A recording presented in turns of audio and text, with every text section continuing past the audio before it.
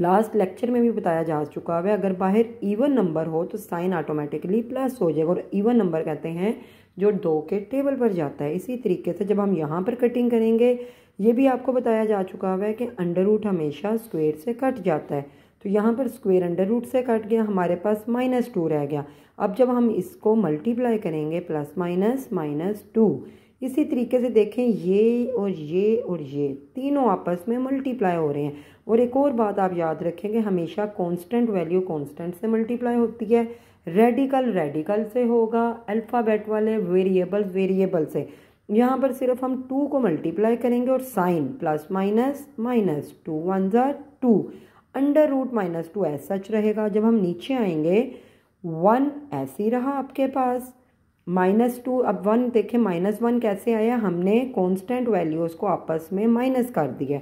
इसको हमने क्यों नहीं किया, क्योंकि इसके अंदर रेडिकल था, रेडिकल ने रेडिकल से होना था। हमने 2 में से जब 1 माइनस किया -1 प्लस -2 अंडर रूट -2, नीचे आके -1 तो ऐसे ही रहा, प्लस माइनस -2 भी ऐसा सच रहा। अब -2 हम लोग लास्ट लेक्चर में भी जब -4 था उसको हमने एक्सपेंड किया था, उसी तरीके से हम इसको भी एक्सपेंड करेंगे। -1 मल्टीप्लाई 2, यानी कि हम -2 की जगह क्या लिखेंगे, -1 मल्टीप्लाई 2, -1 की जगह योटा स्क्वायर आएगा, अंडर रूट 2 स्क्वायर तो अंडर रूट से कट गया, वो बाहर निकल आएगा, लेकिन 2 अंडर रूट के अंदर ही रहेगा।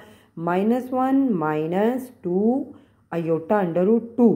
अब उसकी डिमांड यही थी कि रियल और इमेजिनरी को सेपरेट करें। यहाँ से हम क्या करेंगे, -1 रियल है, जबकि इमेजिनरी आई नहीं आपने डालना, क्योंकि हम इमेजिनरी लिख चुके हैं।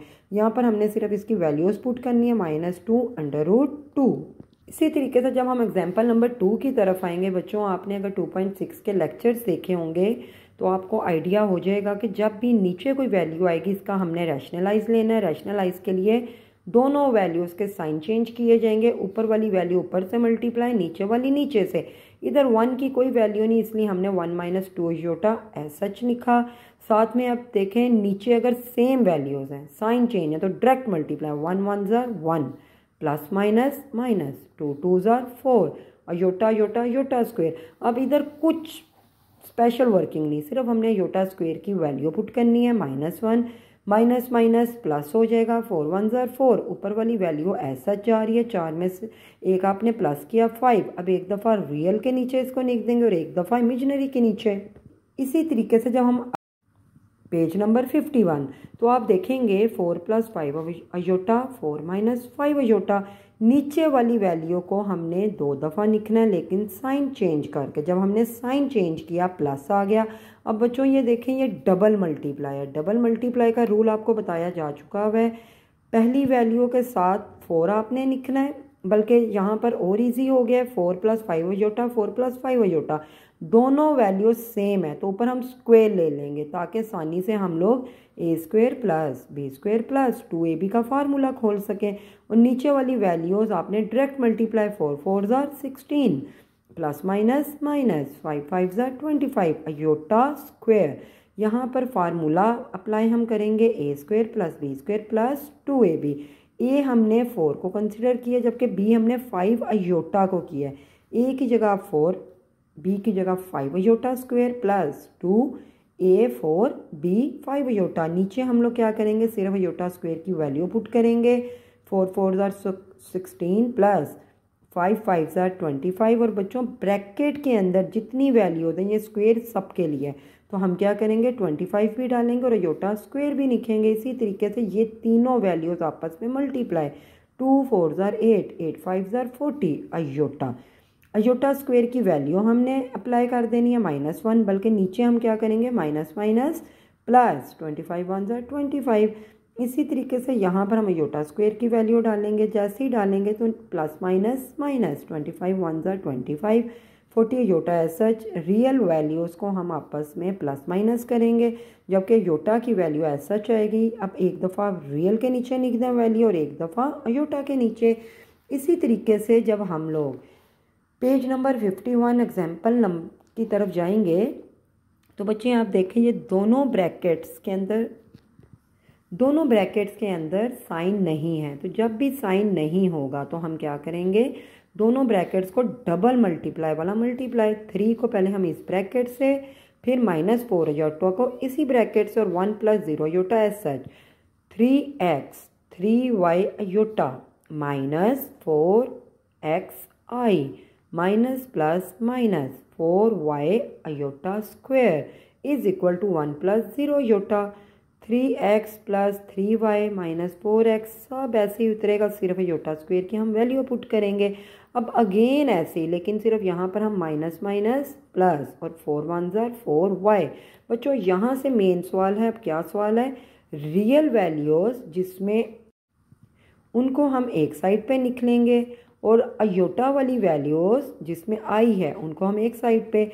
अब 3x + 4y = 1, ये एक तरफ हमने निक लिया, इसको हम कह देंगे इक्वेशन नंबर 1, जबकि यहाँ पर हमने अयोटा वाली वैल्यूज़ लिखी हैं। अब हम अयोटा यहाँ से क्या लेने लगे हैं, कॉमन। आप क्या ले लें, कॉमन बच्चों कहते हैं जो दोनों वैल्यूज़ में मिले। अब यहाँ भी अयोटा है, यहाँ भी अयोटा, जो सेम वैल्यू, अयोटा हम बाहर निकाल देंगे। जब अयोटा अयोटा से गया 3y माइनस अयोटा अयोटा से गया 4x is equal to 0 iota. Iota की आप कटिंग कर देंगे तो हमारे पास क्या बचा, 3y - 4x is equal to 0। इसको आप कह देंगे equation number 2। Compare equation number 1 and 2। अब हमने 1 और 2 को कंपेयर करना है। 3x + 4y = 1 तो हम ऐसे ही लिखेंगे। अब यहाँ पर जो x वाली वैल्यू है और x के साथ माइनस है, तो x के नीचे हम x की वैल्यू, y के नीचे y की वैल्यू, और कांस्टेंट वैल्यू कांस्टेंट के नीचे। अब बच्चों देखें, ये मैंने ब्रैकेट्स पहले ही डाल दी थी, जबकि आपने अभी नहीं डालनी, आप सिर्फ इसी तरीके से उतारेंगे। अब हम लोगों ने देखना है क्या x और y में से कुछ कट हो रहा है, कटिंग हो रही है। 3 और 4 नहीं कटता, 4 और 3 भी नहीं कटता, तो बच्चों हम क्या करेंगे, क्रॉस मल्टीप्लाई। इधर 4 है तो ऊपर हम 4 लिख देंगे, इधर 3 है तो इधर 3, ताकि ये एक जैसी वैल्यूज़ आ सकें।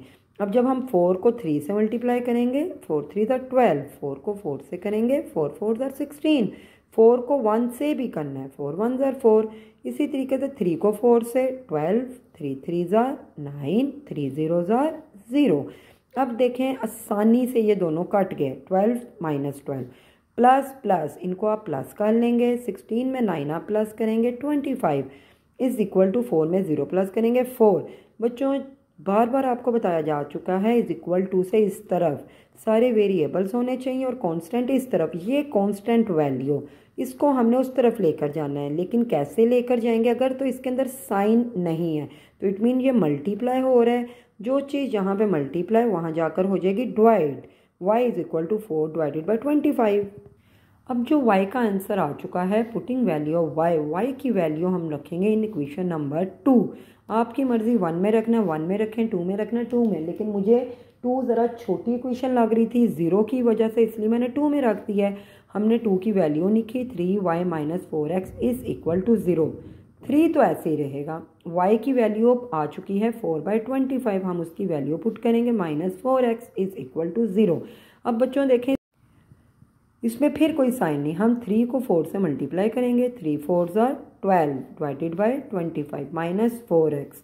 अब कांस्टेंट वैल्यू हमने उठाकर इज इक्वल टू से वहाँ ले जानी है और वेरिएबल यहीं रहेगा, -4x यहीं रहेगा। ये जब वहाँ जाएगा, इधर प्लस था वहाँ जाके minus.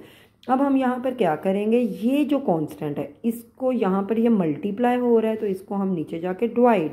x is equal to -12/25 तो ऐसे ही रहा, ये इधर -4 नीचे आके भी माइनस ही रहेगा। अब जब आप इसकी माइनस की कटिंग करेंगे, माइनस माइनस से गया, 4 × 1 = 4, 4 × 3 = 12, तो आंसर आ गया 3/25। हमारे पास y भी आ चुका है और x भी।